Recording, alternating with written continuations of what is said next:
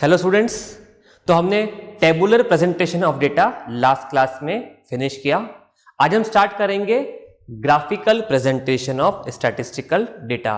तो जैसे कि लास्ट क्लास में मैंने आपको बताया था कि we will start graphical presentation from the next class. So data can be presented in form of tables. जैसा कि हमने अभी तक देखा, हमने डेटा को टेबल्स की फॉर्म में प्रेजेंट किया, but data can also be presented graphically और इन फॉर्म ऑफ पिक्चर्स। क्यों हम डेटा को पिक्चर्स के फॉर्म में या ग्राफ्स के फॉर्म में प्रेजेंट करेंगे? जब हमने डेटा को टेबल की फॉर्म में प्रेजेंट किया तो tables are used when we need to do some analysis.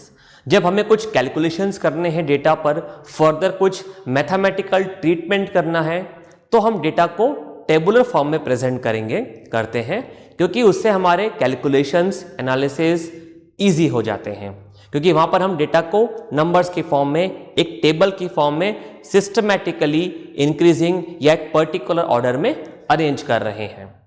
लेकिन कभी कभी टेबुलर प्रेजेंटेशन एक सही तरीका नहीं होता डेटा को प्रेजेंट करने का। फॉर एग्जाम्पल, अगर हमें कोई प्रेजेंटेशन देना है, okay, in that case tables are not very appealing और अट्रैक्टिव। अगर हम टेबल्स की जगह पिक्चर्स या ग्राफ्स को यूज करें, so they are more attractive or more appealing than as compared to tables.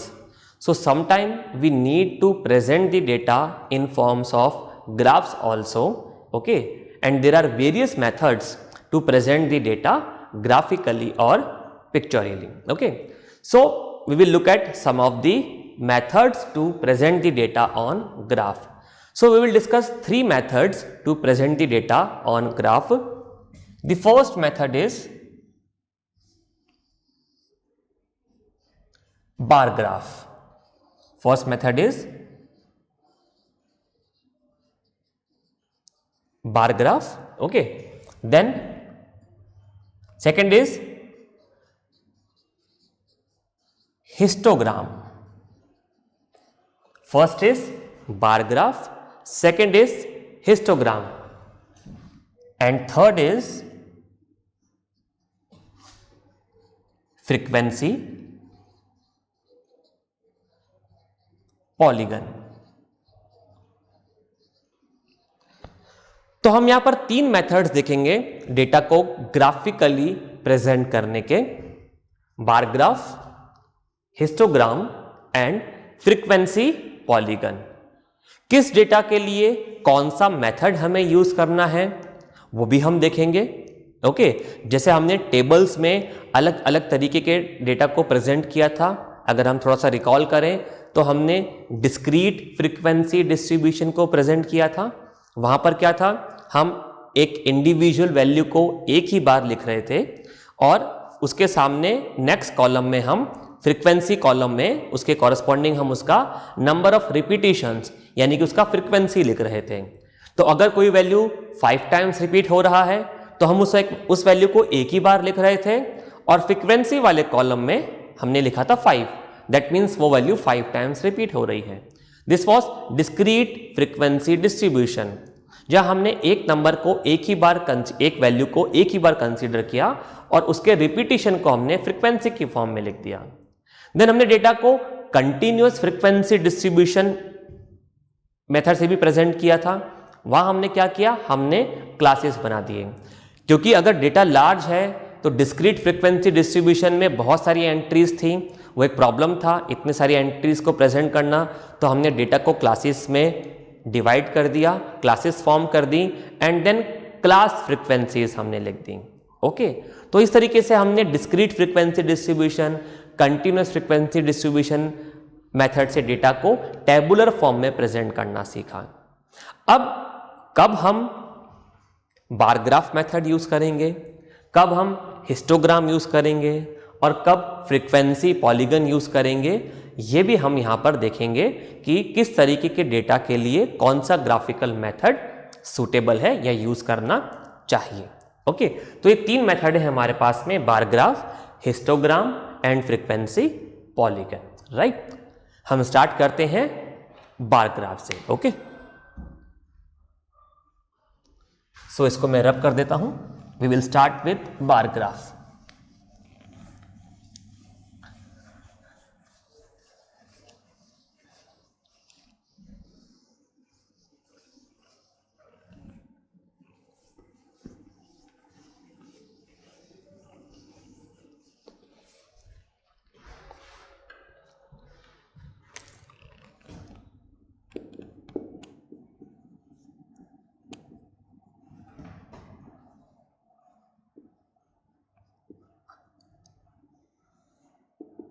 Bar graph.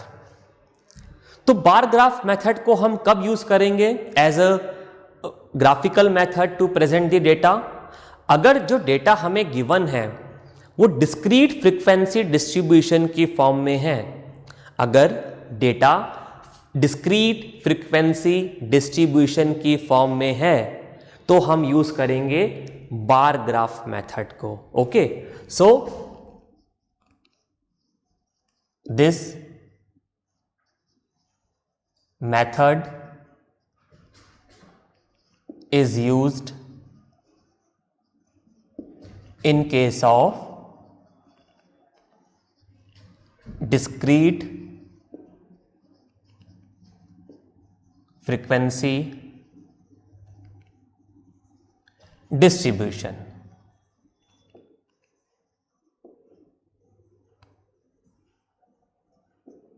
Okay, तो अगर हमें टेबुलर फॉर्म में डिस्क्रीट फ्रीक्वेंसी डिस्ट्रीब्यूशन गिवन है तो हम यूज करेंगे बार ग्राफ मेथड को। तो बार ग्राफ मेथड में हम क्या कर रहे हैं? What do we mean by this bar graph? A bar means a rectangle, a bar means a rectangle. Okay, तो हम डेटा को क्या कर रहे हैं? रेक्टेंगल्स की फॉर्म में यहां पर प्रेजेंट कर रहे हैं। We will use rectangles. क्यों यूज कर रहे हैं हम रेक्टेंगल्स को? फ्रीक्वेंसी को प्रेजेंट करने के लिए। डिस्क्रीट फ्रीक्वेंसी डिस्ट्रीब्यूशन में जो हमें फ्रीक्वेंसीज गिवन है तो हम बार ग्राफ मेथड में उन फ्रीक्वेंसीज को किस फॉर्म में प्रेजेंट कर रहे हैं? रेक्टेंगुलर बार्स की फॉर्म में। ओके, सो रेक्टेंगुलर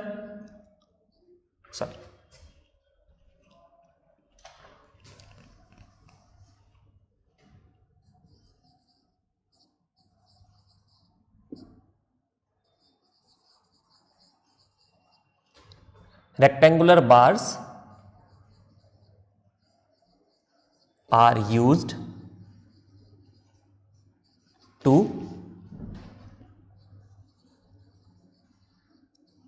present frequencies। सो हम रेक्टेंगुलर बार्स को यूज कर रहे हैं फ्रीक्वेंसीज को प्रेजेंट करने के लिए। Now these bars has some characteristics. क्या कैरेक्टरिस्टिक्स हैं बार्स के, रेक्टेंगुलर बार्स के? Each bar must be of same width. हर बार का जो विड्थ होगा, रेक्टेंगुलर बार का जो विड्थ होगा वो कांस्टेंट होगा। दैट वी कैन डिसाइड कि हमें 1/2 सेंटीमीटर का एक बार ड्रॉ करना है या 1 सेंटीमीटर का। तो scaling we can decide, the width of the bar we can decide, but once we have decided the width of the bar it will remain constant throughout the presentation. यानी कि एक data को जब हम graphical method में बार graph के form में present कर रहे हैं तो हर रेक्टेंगल का विड्थ कांस्टेंट होगा। Okay, so width of each rectangular bar is constant। Her bar का विड्थ कांस्टेंट होगा। देन अनदर कैरेक्टरिस्टिक, दो रेक्टेंगुलर बार्स के बीच में जो डिस्टेंस होगा वो भी कांस्टेंट होगा। ओके, दो रेक्टेंगुलर बार्स के बीच में जो डिस्टेंस होगा वो भी कांस्टेंट होगा। That distance we can decide, हमें दो बार्स के बीच में 1 सेंटीमीटर का डिस्टेंस लेना है, 2 सेंटीमीटर का डिस्टेंस लेना है, that we can decide, but once we have decided the distance then it will remain constant throughout the presentation. So distance between two consecutive bars remains constant। दो consecutive bars के बीच का जो distance होगा वो constant रहेगा। Now what does this bar represents? As I have told you, this bar represents frequencies. Okay, so this means a rectangular bar of higher length or height represents higher frequency, while a rectangular bar of shorter length represent less frequency. तो जिस rectangular बार का length जितना ज्यादा होगा उसका frequency it means उतना ही ज्यादा है.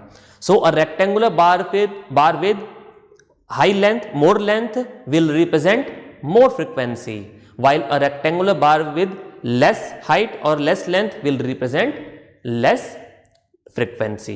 Okay, now these bars can be represented vertically or horizontally.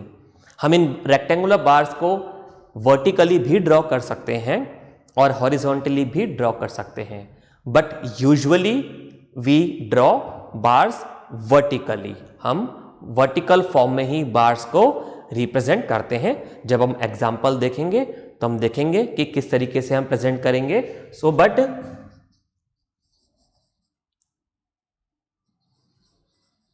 Rectangular bars can be drawn vertically और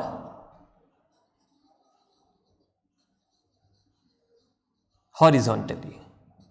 तो हम बार को वर्टिकली भी ड्रॉ कर सकते हैं, हॉरिजॉन्टली भी ड्रॉ कर सकते हैं, बट यूजुअली हम वर्टिकल फॉर्म में ही बार्स को प्रेजेंट करते हैं. So this is about bar graph. हम डिस्क्रीट फ्रीक्वेंसी डिस्ट्रीब्यूशन को प्रेजेंट करने के लिए ग्राफिकल फॉर्म में बार ग्राफ मेथड का यूज करते हैं. यहां पर हम रेक्टेंगुलर बार्स यूज कर रहे हैं. किस लिए? फ्रीक्वेंसीज को प्रेजेंट करने के लिए. Width of each rectangular bar is constant. एक गिवन प्रेजेंटेशन में, एक गिवन ग्राफ में जो हम रेक्टेंगुलर बार्स ड्रॉ कर रहे हैं उनका विड्थ कांस्टेंट रहेगा. Distance between two consecutive bar remains constant. दो कॉन्जिक्यूटिव बार्स के बीच का डिस्टेंस कांस्टेंट होगा. Okay, and rectangular bars can be drawn vertically और they can also be drawn horizontally, but usually we draw bars vertically.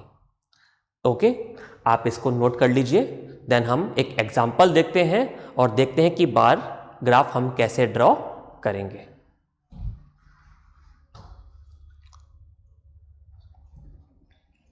तो इसको मैं रब कर देता हूं.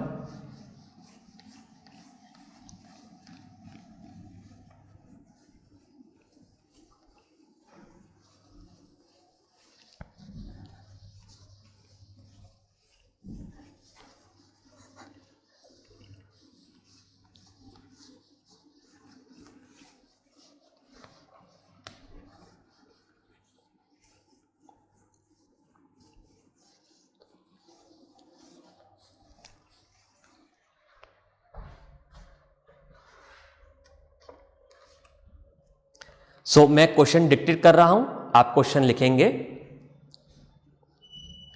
The production of TV sets in an industry, the production of TV sets in an industry during the 7 days of a week are given as follows.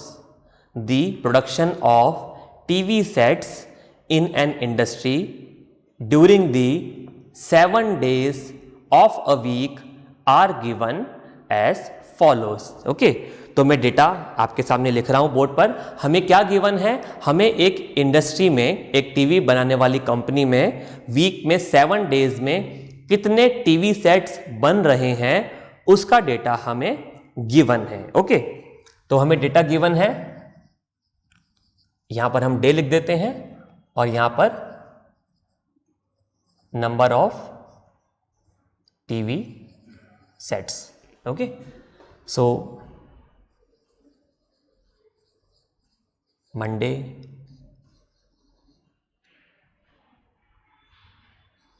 Tuesday,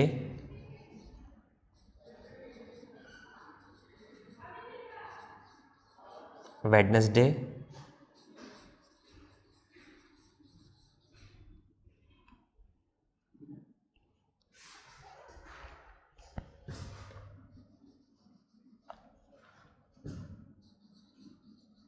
Thursday, Friday, Saturday and Sunday. So हमें 7 days के लिए कितने TV sets बने उसका data given है। तो number of TV sets are 300, 400, 150, 250, 100, 350 and 200। So ये data हमें गिवन है एक टीवी बनाने वाली इंडस्ट्री में वीक के 7 डेज में कितने नंबर ऑफ टीवी सेट्स बने उसका। Okay, and we have to present this data graphically. Okay, we have to present this data graphically. Now हम देख सकते हैं कि ये डेटा कैसा डेटा है। देखिए, हमें day wise number of TV sets का डेटा गिवन है, यानी कि एक वीक के 7 डेज में कितने टीवी सेट्स एक इंडस्ट्री में बने वो हमें गिवन है। तो ये एक डिस्क्रीट फ्रीक्वेंसी डिस्ट्रीब्यूशन है।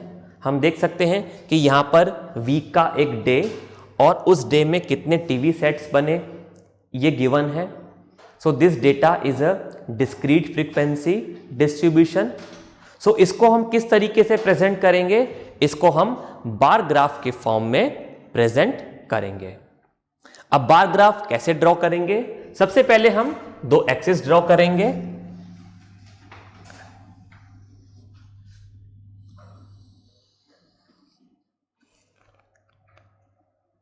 X axis and Y axis. Okay, so X axis is a horizontal axis, Y axis is a vertical axis.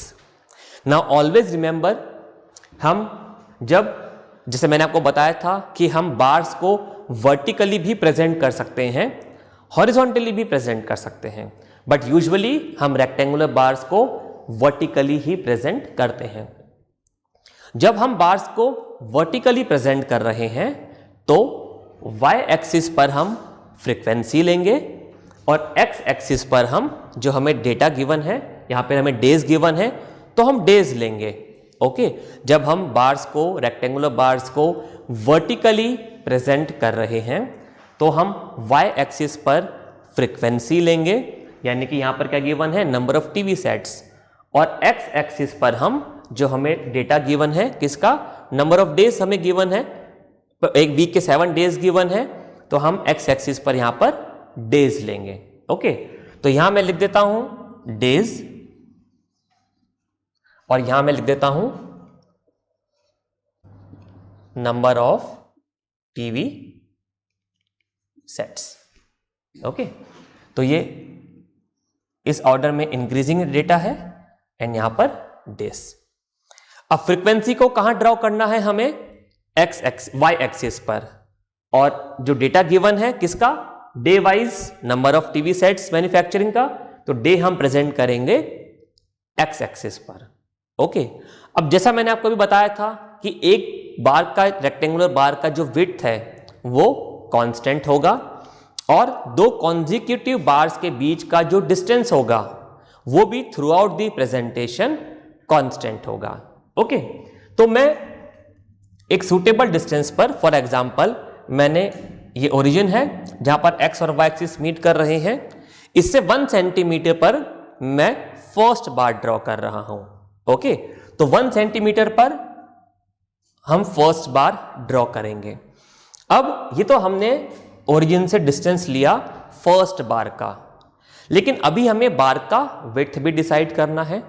Okay, तो फॉर एग्जांपल मैं अभी 1/2 सेंटीमीटर का एक बार प्रेजेंट ड्रॉ कर रहा हूं, तो हमने 2 बार्स के बीच का जो डिस्टेंस है वो फिक्स कर दिया 1 सेंटीमीटर, और हमने हर बार का जो विड्थ है वो फिक्स कर दिया 1/2 सेंटीमीटर। अब थ्रू आउट दी प्रेजेंटेशन यही चलेगा। आप इसको ज़्यादा भी ले सकते हैं। हम 2 बार के बीच के डिस्टेंस को 2 सेंटीमीटर भी ले सकते हैं। डिपेंड करता है कि हमें कितना डेटा प्रेजेंट करना है और हमारे पास इस ग्राफ में कितना स्पेस है। अगर डेटा जैसे कि यहाँ पर 7 डेज का डेटा है, ओके, तो हम डिस्टेंस ज़्यादा भी थोड़ा ले सकते हैं। लेकिन अगर हमें यहाँ पर नंबर ऑफ ऑब्जर्वेशंस ज़्यादा गिवन है तो फिर हमें इस डिस्टेंस को थोड़ा कम करना होगा। तो हमें एक गिवन ग्राफ में इस डेटा को प्रेजेंट करना है, अकॉर्डिंगली कितना डिस्टेंस 2 बार्स के बीच में लेंगे वो हम डिसाइड कर सकते हैं, एंड बार का विड्थ भी। लेकिन जब हमने एक बार का विड्थ और 2 बार्स के बीच का डिस्टेंस डिसाइड कर लिया तो वो throughout the question constant ही रहेगा, राइट। अब मुझे y एक्सिस पे क्या प्रेजेंट करना है, फ्रीक्वेंसीज को प्रेजेंट करना है। अब देखिए फ्रीक्वेंसीज क्या गिवन है, 300, 400, 150, 250, 100, 350, 200। अब यहां पर स्केलिंग किस तरीके से लें? अगर मैं यहां पर स्केलिंग में 1 सेंटीमीटर को 1 टीवी सेट के इक्वल मानूंगा तो 400 सेंटीमीटर का स्पेस तो हमारे पास में नहीं है, राइट। तो इतना तो हम एक ग्राफ पे ड्रॉ नहीं कर सकते डेटा। तो अब हमें फ्रीक्वेंसी के लिए भी एक सूटेबल स्केलिंग डिसाइड करना होगा और अकॉर्डिंगली हम बार्स को फिर ड्रॉ करेंगे, ओके। तो यहां पर देखिए मैक्सिमम वैल्यू क्या है, यहां पर हमें क्या चेक करना है, मैक्सिमम वैल्यू, क्योंकि उतना वैल्यू हमें ग्राफ पर प्रेजेंट करना होगा। तो मैक्सिमम वैल्यू अगर हम यहां पर देखें तो वो है 400। तो मुझे 400 वैल्यू को यहां पर प्रेजेंट करना है, ओके। 400 वैल्यू को अगर प्रेजेंट करना है तो मैं एक काम करता हूं, 1 सेंटीमीटर को 25 टीवी सेट्स के इक्वल ले लेते हैं, ओके। तो 1 सेंटीमीटर को हम 25 टीवी सेट्स के इक्वल लेंगे तो आप 1 सेंटीमीटर पे मार्क करेंगे 25, देन अब हम 25 का डिफरेंस लेते हुए आगे बढ़ते जाएंगे, okay. Then 50, then 75, 100, 125, 150, 175, 200, 225, 250, 275, 300, 325, 350, 375 and then 400। मैंने अप्रॉक्सीमेटली वैल्यूज ली हैं क्योंकि मेरे पास स्केल नहीं है। आप स्केल लेकर प्रॉपरली इनको मार्क कर सकते हैं, ओके। अब मुझे इन बार्स को प्रेजेंट करना है, राइट। अब क्या देखेंगे, मैंने डिसाइड कर लिया कि फर्स्ट बार मैं ओरिजिन से 1 सेंटीमीटर के बाद ड्रॉ करूंगा, ओके। हम इसको 2 सेंटीमीटर भी ले सकते हैं। अभी हम इसको 2 सेंटीमीटर ले लेते हैं क्योंकि हमारे पास में नंबर ऑफ ऑब्जर्वेशंस बहुत ज़्यादा नहीं है। तो 2 सेंटीमीटर, अगर हमने 2 सेंटीमीटर लिया तो हम 2 सेंटीमीटर के बाद में फर्स्ट बार को आप स्केल लेके प्रॉपर मार्किंग कर सकते हैं अपने ग्राफ में। 2 सेंटीमीटर पे मैं फर्स्ट बार ड्रॉ करूंगा, ओके। फर्स्ट बार मुझे ड्रॉ करना है और विड्थ हम 1/2 सेंटीमीटर ले लेते हैं। अब फर्स्ट बार क्या, कल फर्स्ट बार मींस मंडे को कितना टीवी सेट बन रहे हैं, इसको 300 को मुझे प्रेजेंट करना है। तो कैसे प्रेजेंट करेंगे, यहां से मैं एक रेक्टेंगुलर ड्रॉ करूंगा। किस तरीके से रेक्टेंगुलर ड्रॉ करेंगे, ये वैल्यू है 300, ओके। तो यहां से मैंने एक लाइन ड्रॉ करी, वर्टिकल लाइन, क्योंकि हम वर्टिकल बार्स यहां ड्रॉ कर रहे हैं। और मैंने फिर ये 1/2 सेंटीमीटर, क्योंकि हमने 1 बार का विड्थ लिया है 1/2 सेंटीमीटर, तो 1/2 सेंटीमीटर का मार्किंग करते हुए फिर से ये एक लाइन ड्रॉ कर दिया। तो आप देखिए ये एक रेक्टेंगुलर बार है, फाइन। तो ये क्या रिप्रेजेंट कर रहा है बार, इस नंबर 300 को, यानी कि मंडे को कितने टीवी सेट बने। तो मैं यहां पे एक काम करता हूं, शॉर्ट फॉर्म में मंडे को MON लिख देता हूं, ओके। आप एक काम कीजिए, आप इतना ड्रॉ कर लीजिए, देन उसके बाद हम आगे कंटिन्यू करते हैं, ओके। ओके, तो ये बार क्या रिप्रेजेंट कर रहा है, मंडे को कितने टीवी सेट बने। तो देखिए इस बार का लेंथ, इस बार का जो ये लेंथ है ये क्या रिप्रेजेंट कर रहा है, 300। ओके, यानी कि 300 टीवी सेट्स को हमने देखिए वाई एक्सिस पे क्या लिया है, number of TV sets. Okay, तो the length of this bar represents TV set. Now for convenience, for our convenience, कि इस बार का मतलब क्या है, इस बार का लेंथ क्या है, हम एक काम करते हैं, इसके ऊपर एक मार्किंग कर देते हैं और मैंने लिख दिया 300, ताकि ये मालूम पड़ सके कि इस बार का लेंथ कितना है, 300। ओके, अब नेक्स्ट डे इज ट्यूसडे, तो हमने दो बार्स के बीच का डिस्टेंस लिया, 2 सेंटीमीटर ले लिया। तो अब मुझे 2 सेंटीमीटर के बाद में एक और बार ड्रॉ करना है ट्यूसडे के लिए, जो ट्यूसडे को कितने टीवी सेट बने हैं उसको रिप्रेजेंट करेगा। तो मैं यहां से एक और बार ड्रॉ कर देता हूं। अब इसका लेंथ कितना है, मैक्सिमम लेंथ है 400। ओके, तो 400 से मुझे एक बार ड्रॉ करना है,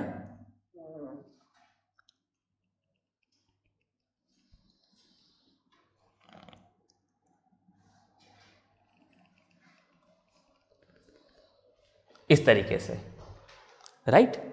इसका लेंथ कितना है 400, तो इसके ऊपर मैंने 400 मार्क कर दिया और यहां पर मैंने ट्यूसडे लिख दिया।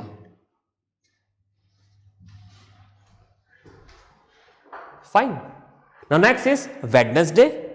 वेडनेसडे को 150 टीवी सेट्स बन रहे हैं। ओके, तो मुझे वेडनेसडे को रिप्रेजेंट करना है, वेडनेसडे की फ्रीक्वेंसी को रिप्रेजेंट करना है 150। ओके, 150 लेंथ का, तो 150 ये वाला वैल्यू है। ओके, तो मैं अप्रॉक्सीमेटली डिस्टेंस ले रहा हूं, आप अपने ग्राफ में एग्जैक्ट मार्किंग के साथ में बना सकते हैं। दिस इज 150 एंड वेडनेसडे,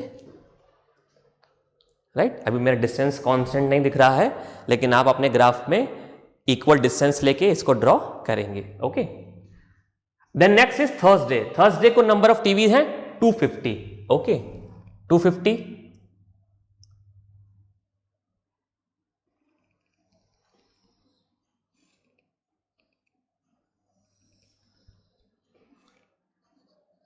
यहां मैंने 250 मार्क कर दिया, और Thursday. Okay, next is Friday. Friday को नंबर ऑफ टीवी सेट्स है 100, तो 100 से मैंने मार्किंग स्टार्ट करते हुए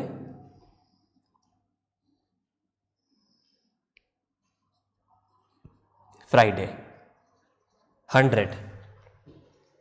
फाइन। देन सैटरडे 350, तो 350,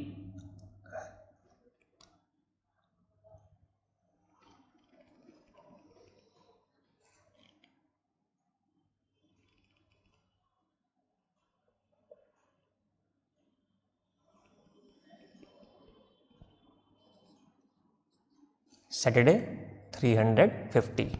थोड़ा सा मैं एक्सिस को आगे एक्सटेंड कर देता हूं ताकि हम संडे का भी डेटा प्रेजेंट कर सकें। Okay, then last value is Sunday, and Sunday को नंबर ऑफ टीवी सेट्स जो मैन्युफैक्चर हुए हैं वो है 200। तो हमें 200 को यहां ड्रॉ कर रिप्रेजेंट करना है फ्रीक्वेंसी को।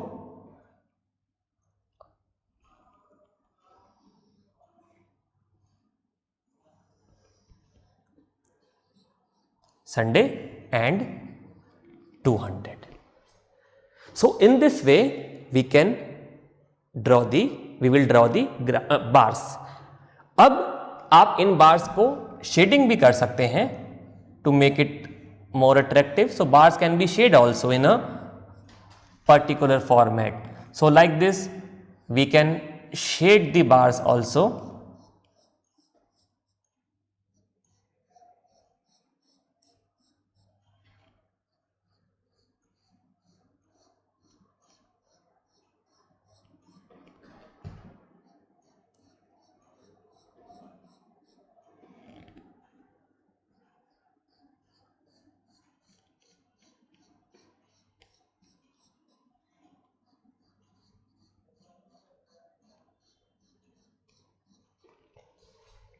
फाइन।